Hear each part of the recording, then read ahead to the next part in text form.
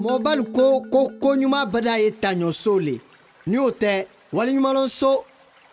C'est l'histoire d'un village situé au bord d'un fleuve dont il porte le nom, Bafilabé. Dans le fleuve Bafilabé vivait un hippopotame génie, Mali. Mali comprenait le langage des hommes.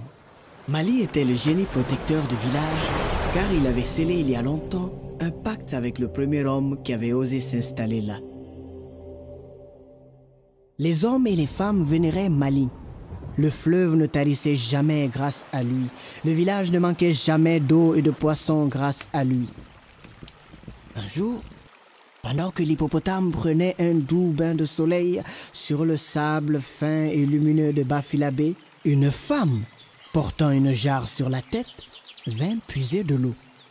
Elle était seule et triste, parce que rejetée de tous dans le village, parce que n'ayant jamais eu d'enfant après plusieurs années de mariage. Femme de bonne famille, que la bénédiction des ancêtres soit sur toi. Je voudrais t'offrir le bonheur d'être mère, mais à une condition. Que tu acceptes les liens d'amitié que je voudrais avoir avec la fille que tu enfanteras. La femme accepta, mais à condition que sa fille n'épouse jamais l'hippopotame. Le pacte fut conclu et la parole scellée. Le temps passa, et quelques lunes plus tard, la femme mit au monde une belle, une magnifique fille dont les yeux de jade rendaient les étoiles jalouses.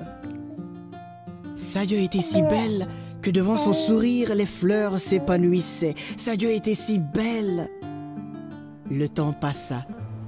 La femme présenta sa fille à Mali comme promis. Mali et Sadio cassèrent la noix de cola pour sceller le pacte d'amitié. Tous les jours, après les travaux, Sadio venait jouer avec son ami Mali, mais ami de veillée. L'arbre de l'amitié et la complicité ne grandit pas sans vent de jalousie qui menace de le briser. Dans le village, l'amitié de Mali et Sadio était l'objet de commérages, de moqueries de toutes sortes. Certains racontaient qu'il se passait des choses étranges entre les deux. Le temps passa et Sadio atteignit l'âge de se marier. Son père accorda sa main à un homme, un chasseur, le plus grand chasseur de la région. Ô parole qui scelle, ô pacte qui fixe, un pacte est un pacte. Sadio continua d'aller voir son ami Mali. La puissance du vent de jalousie frappait le mari. Celui-ci ne chassait plus, il ne dormait plus, il ne mangeait plus. Un jour, il s'en alla voir la sorcière du village. Elle lui fabriqua une balle magique. Il prit son fusil et le chargea de la balle magique. Ô folie qui gratte, ô égarement qui pousse sur des sentiers dangereux. Le soleil était au zénith. L'hippopotame prenait son bain quotidien de soleil. Il ne se doutait de rien, mais d'un geste.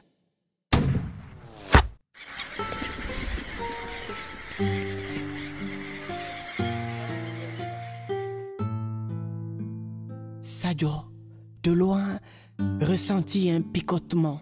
Son cœur frappait sa poitrine. La peur retourna son ventre. Le mauvais pressentiment noua sa gorge. Ses pensées, comme si elle le savait, se tournèrent directement sur son ami Mali. Elle courut de toutes ses forces vers le fleuve. Elle trouva Mali qui gisait dans son sang.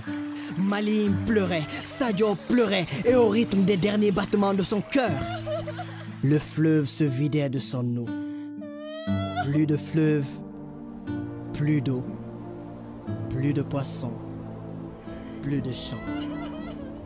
Et la famine s'est abattue sur le village. Mazaplou!